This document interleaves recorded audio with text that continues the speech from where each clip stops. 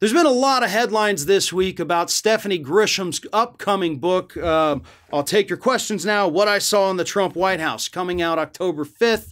All kinds of headlines out there saying that she is going to set fire to the former Trump administration. Grisham, as we all know, we've talked about her at length in the past, worked for Melania Trump as her chief of staff.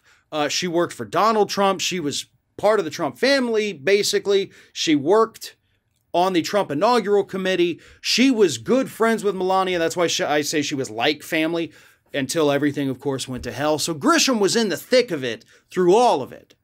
And she's already written one book, but she's got a new one coming out that she says is going to set fire to that administration. And here's the thing, too. People close to her have had this to say. Former West Wing colleague. There isn't enough water on Earth to contain the fire she could set to all of Trump world, including parts like the First Lady's orbit, which not many people are in a position to illuminate. It's hard to articulate how much anxiety this is going to cause.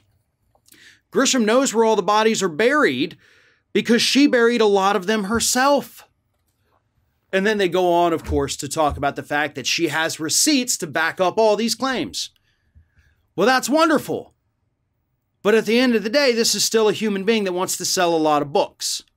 And based on the early publicity she's getting from people putting out these headlines, it sounds like she's probably going to do it. The question I have is, what do you actually have to offer, Ms. Grisham? Because if you're just going to tell a bunch of stories about how horrible these people are as human beings, we know that. Like, that's not shocking. That's not setting anything on fire.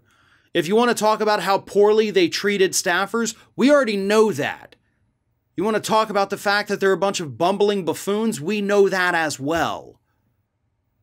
So if you want to convince us that this book is worth purchasing, you've got to come with receipts of criminal activity.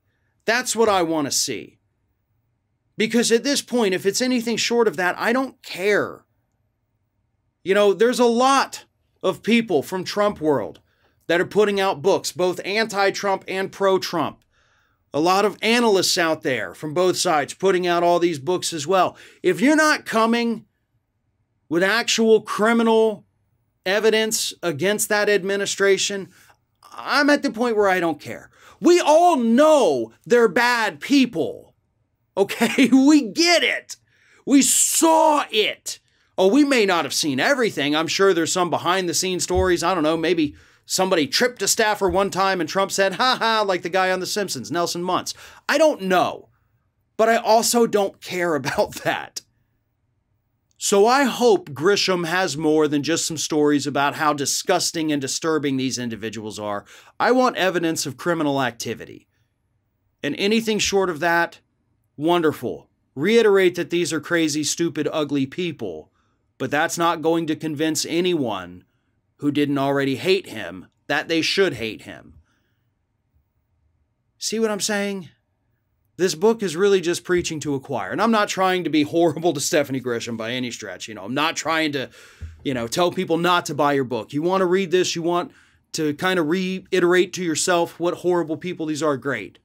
But I'm hoping as we approach that release date, we get more stories and we get some evidence, or at least some inklings, that she knows about some shady activities that law enforcement may want to know about. Because if that's the case, I guarantee you I'll pick up a copy on the day it comes out.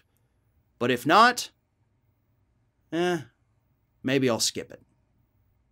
Thanks for watching, and don't forget to like, comment, share, and most importantly, subscribe to our channel for fresh content 7 days a week.